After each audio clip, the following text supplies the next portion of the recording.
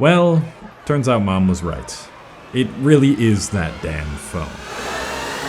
There are videos going around on short-form platforms like Instagram Reels and TikTok, which have the sound of a bird singing with a caption that states something like, "What happened to this bird from my childhood?" And in the comments section, you have tons of teens or young adults wondering the same thing. This is the sound of a mourning dove, and the real reason you don't hear it anymore goes far beyond what you might initially think.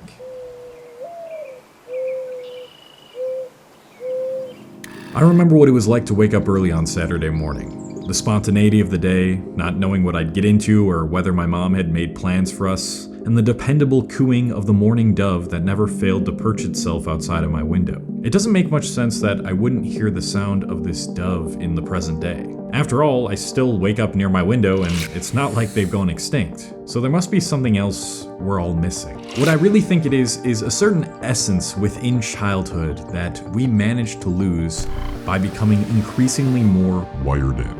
How about now? You still wired in? There was a playground primarily made out of wood within walking distance of where I grew up, right next to a church. But that walk took what felt like eons. Along the way there, I occasionally stopped by a tree on my street's island that I always used to climb up, appropriately named the climbing tree. Trying to get to the top was always a difficult mission, but a mission I was never able to complete. So instead, I tried to impress one of my parents by hanging on a trunk or positioning my body upside down. When I had finished abusing the tree without harming any of its foundation, I'd start again on my path towards the wooden playground. And my next biggest task was getting through the 30 seconds of death.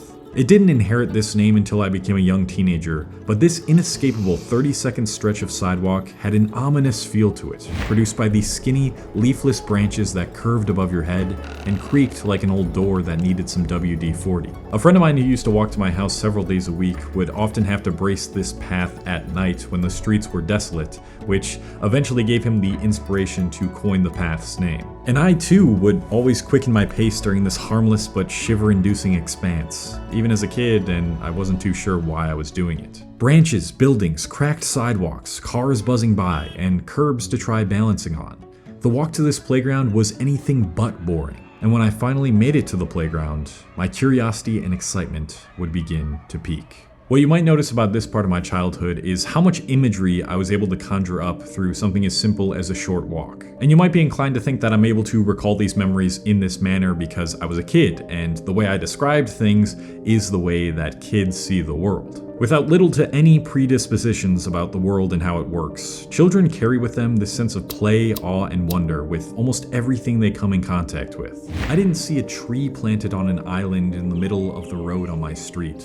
I saw a multi-layered climbing platform with a towering peak I had to reach. But even though I saw it as that, it could have transformed into anything that fit the style of game I was trying to play. You see, as soon as you label something, you constrain that thing to what you know to be true about its label. And unless the object changes in some drastic way, and what you know about the object is proven to be untrue, it will always have that constraint that ties down any other possibilities. I think this is what much of the content we see on our phones unconsciously gets us to do. The online world is an act of consumption. It's a process of a video or image or tweet trying to tell you how the world works without figuring out what it's really like out there yourself. But the world outside is a world of creation. You are the one interacting and experimenting with it and trying to figure out what that thing is yourself. The more content we consume on a regular basis, the more notions, beliefs, and labels we add on top of everything we see. It becomes purely material, mechanical, and incapable of anything other than what our predispositions make us see it as. And this is one of the most destructive effects of overconsumption. Your curiosity, fueled by positive boredom, gets destroyed. Nothing is boring to the child because the child can turn anything boring into an experiment. A child is okay with not knowing because they aren't yet told by their parents, peers, and society that you should seek to stimulate yourself through study and consumption, and they likely haven't been punished enough for exploring and experimenting to lose that ability to see things through a unique, imaginative lens. This is part of the reason I think we're unable to perceive the sounds of the mourning doves anymore. Our brain, through enough conditioning, has labeled the morning dove as unimportant to our daily monotonous routine of going to work, studying, hitting the gym, or scrolling endlessly. And so, unlike how a kid is able to perceive different objects in our environment as imaginative forms of play, even though that might not represent the real function or usage of that object, we only judge things by how useful or stimulating we initially perceive them to be. In other words, to us, the mourning dove is just an insignificant bird, but to kids, it's this strange otherworldly being that we're able to sustain our sense of wonder around, and that makes it fascinating enough to be perceived. After experiencing more feelings of adventure in 10 minutes than you've probably experienced in the past 3 years, I finally arrived at the playground. My feet dragged in the wood chips before I fully adjusted to the new terrain. I hopped up on the climber and began making my way to the slide. Then I grabbed the top of the interior of the slide and used the momentum built up from swaying to catapult myself down to the end. No intrusive thoughts entered my mind. I was fully immersed in the present moment. And that feeling of imaginative play can rarely or ever get produced by the endless feeds of social media on your phone.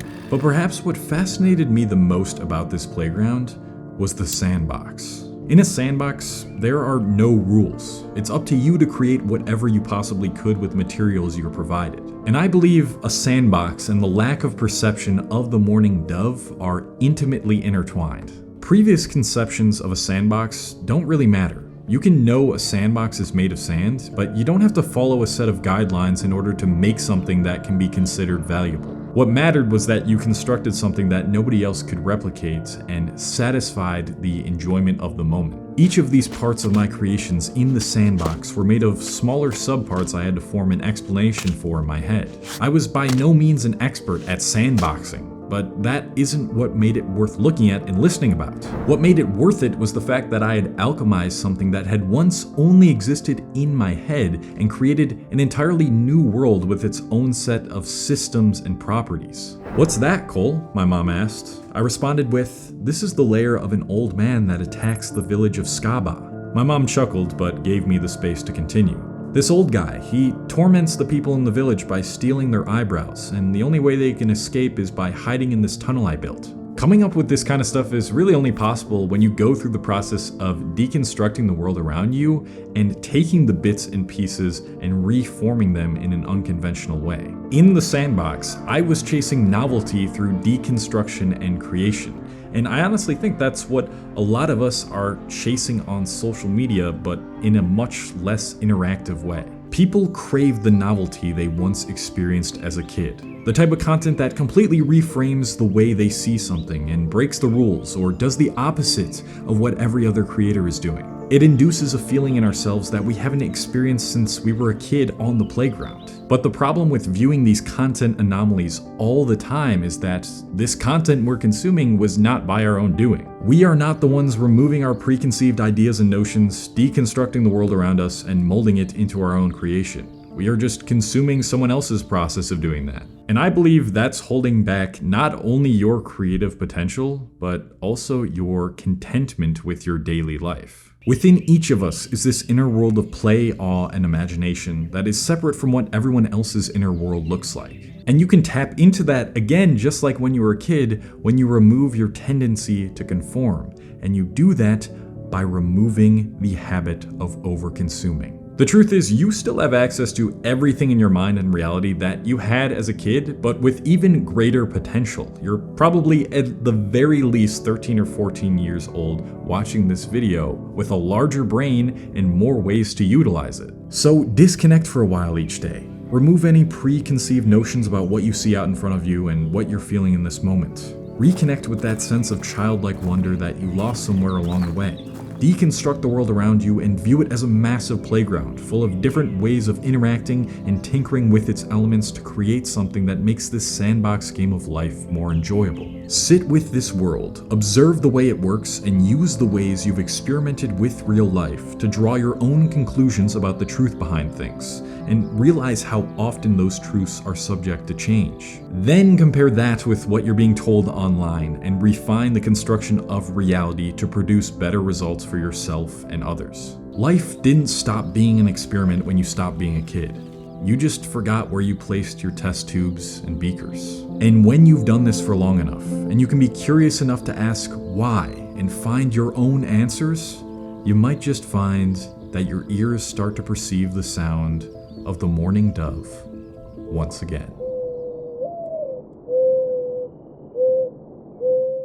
I appreciate you guys listening to my ideas and life experiences as always. And if you want to talk to people who are on a similar path, who are curious, who are trying to learn more about the world and get advice and get more resources about how life works, then check out my free self-improvement community. The link is in the description. If you're going to spend time online, you might as well spend it doing something that actually promotes growth and leads to the betterment of your life. So check out that community. It's completely free. Link in the description. Usually this is where I tell you to go watch another one of my videos and plug it here, but I'm not going to do that because that would be very hypocritical of this video. So yeah, go do something. Go do something fun. Have some play, and I will talk to you guys soon.